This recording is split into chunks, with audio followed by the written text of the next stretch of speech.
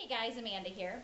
I want to do a second video in our video series on the book Life is a Verb, 37 Days to Wake Up, Be Mindful, and Live with Intention by Patty Digg. Hopefully you've had a chance to read the blog post below and watch the first video. If not, go ahead and do those because we're going to do these in sequence. A few new things on the blog. We added a tab called the Living with Intention Project where things are going to be a little more organized.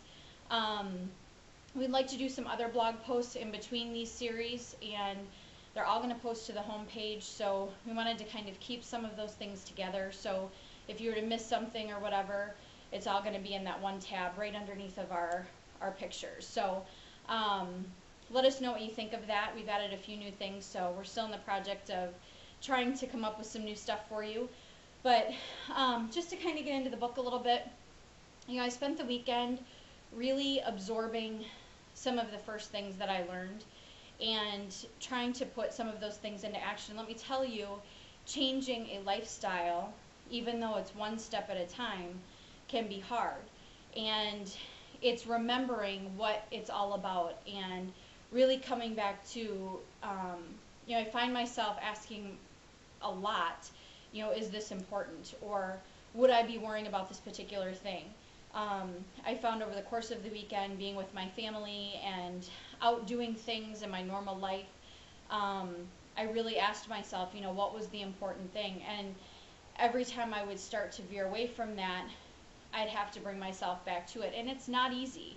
I think a lifestyle change is, even though it's one step at a time, it's something that you have to consistently think about and think, and do. So before I get started, I want to apologize about the background noise. It's one of our few nice April days we have here in Wisconsin. I've got the windows open, so hopefully it won't be too bad. But the first part of this book, and I'm reading this on my Nook, hopefully you've had a chance to either download it if you have an e-reader or get your hands on the book. If not, I'm hoping that these videos will spur you on to purchasing the book. It really is a gem.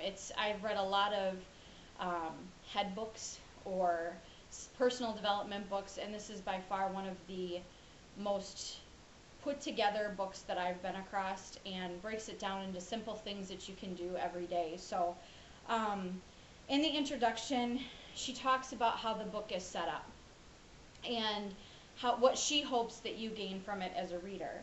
And so she talks about how we have a tendency to, some of us write in our books. I know I'm a huge, one thing with an e-reader is that you don't have a chance to post-it note everything. You can make notes in here.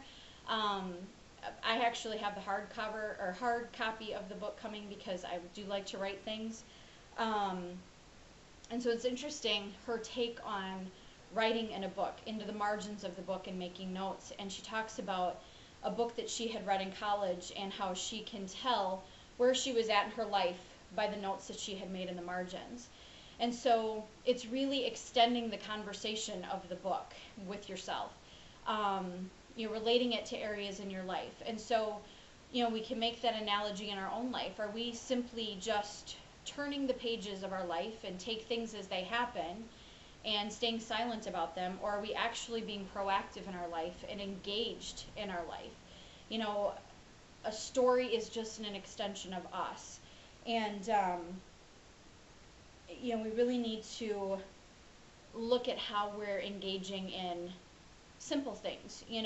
Living in the moment is a statement all of us have heard, but actually knowing what to do to live in the moment, engage in that moment, is quite another thing. So she goes into, what she hopes, to find if she were to meet you someday, she hopes that you have your dog-eared, marked up copy of the book with you, because that shows her that you've really engaged in what the book had to say. So she said that she really went long and hard into the thought behind the design of the book, as far as, and I told you there'd be lost trains of thought, and I have one. As far as the margins and the writing, the font, she really took great care into those details. So she hopes that we inhabit this book and put something of ourself into the blank spaces by way of understanding. So then she goes in and talks about the 6 practices for intentional living. And she said that as she wrote the stories for her daughters, because that's really what she intended to do, is give them a part of herself, patterns started forming. And there were 6 different practices that went along with living with intention. And those 6 things are intensity, inclusion, integrity, intimacy, intuition, and intention. So she goes into details through stories and things in each chapter. And then after each chapter, we have a challenge. And the first challenge I find interesting was to do what she calls a focused free write. And that's to take a notebook and to write for 10 minutes straight. To not lift up your pen, to just keep writing. And if you couldn't come up with a thought, write the word stuck.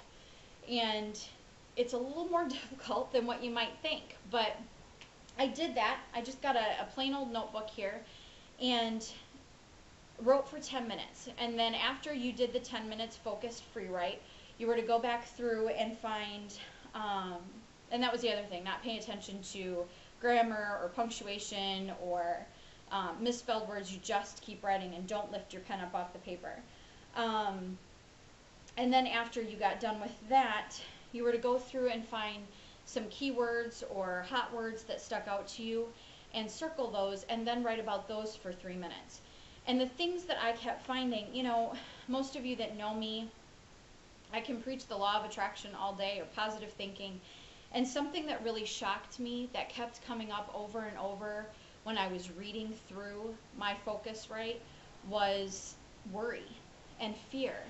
And I've questioned why some things aren't manifesting the way they should, and I didn't realize some underlying worries that I had or frustrations that I had, and it really helped kind of, you know, lift a rock off my shoulders, so to speak, because now I understood. And then to focus on those things and get into a deeper meaning of those things. So I really urge you to do that exercise, because some things can come up that you just don't even realize you're worried about or that you're thinking about, because now you've engaged the right side of your brain and it's letting loose some of those things that are just there that we've pushed under the rug, so to speak. So that's the first challenge that I've been through. I'm going to be posting videos a little more frequently. I'd like to get one up every couple of days, but I just really wanted to let some of those things sink in over the weekend and just see what I could do with them myself. So I will be bringing more videos of living with intention to you. If you haven't got a copy of the book, go ahead and get one if you are able. Get a hold of us. Let me know what you think. Share it with your friends. We're all about trying to work together. So with that, I hope you're having a wonderful day, and we will talk soon. Take care.